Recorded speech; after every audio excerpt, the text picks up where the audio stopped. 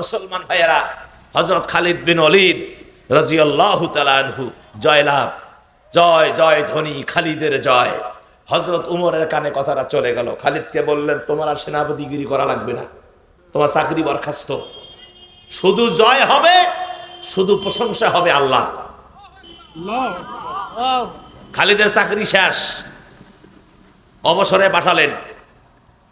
কিছুদিন পরে সাহাবারা খালিদকে কোনো এক জায়গায় দেখতে পেয়ে তাকে ধরে বসলেন, খালিদ আমাদেরকে বলো যে তুমি যে যুদ্ধের ময়দানে যাও, এই যুদ্ধের ময়দানে গিয়ে তুমি যুদ্ধ শুরু করলে জয়লাভ হয়, এটা কি তোমার কি কৌশল না শক্তি নাকি?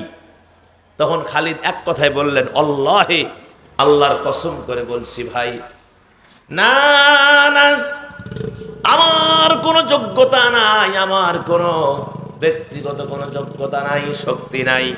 তবে হ্যাঁ, আমি যুদ্ধের ময়দানে যখন যাই, যুদ্ধের ময়দানে যাওয়ার আগে যে টুপিটা পরে যুদ্ধের ময়দানে যাই, ওই টুপির ভিতরে আমার প্রিয় নবী মুহাম্মদুর রাসূলুল্লাহ সাল্লাল্লাহু আলাইহি ওয়াসাল্লাম কোনো এক হজের মৌসুমে প্রিয় নবী মাথা নেড়ে করেছিলেন, আমি হুজুরের সাথে ছিলাম।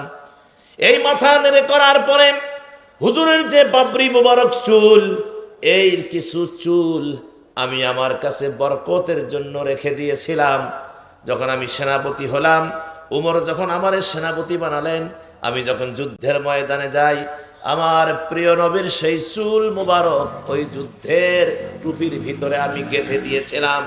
যখন আমি মাথায় দিয়ে যুদ্ধের ময়দানে যাই, আমার আল্লাহ, আমার কোনো ক্ষমতা নাই, আমার কোনো পাওয়ার নাই, আমার প্রিয় নবীর চুলের বরকতে আমারে জয়লাভ দিয়ে দেন। সুবহানাল্লাহ, সুবহানাল্লাহ, আরো জোরে বলি সুবহানাল্লাহ। এ মুসলমানেরা, বিধায় নবী আমার তামাম কুল কায়নাতের নবী, তামাম বিশ্বের নবী, তামাম রহমতের নবী। এই পৃথিবীর জমিনে যা কিছু আছে সব হলো আমার আল্লাহ তৈরি করেছেন আমার বিশ্ব নবীর ওসিলায়। আমরা যে খাচ্ছি আজকে, এটা তৈরি হচ্ছে আমার নবীর ওসিলায়, আরাম আয়েশ নবীর ওসিলায়। বিধায় আমার নবীকে ভালোবাসতে হবে কি হবে না? ভালোবাসতে হবে কি হবে না? আমার নবীকে ভালো না বাসলে আপনার ইবাদত বন্দি কিচ্ছু হবে না।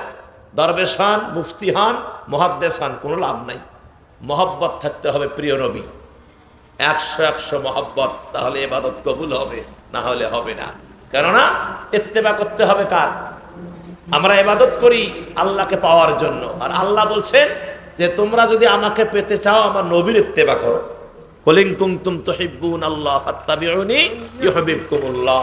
আমি নবীর ইত্তেবা করো, তাহলে আমি আল্লাহ তাদেরকে ভালোবাসবো, জীবনের গুনাহ মাফ করে দেব। সুবহানাল্লাহ।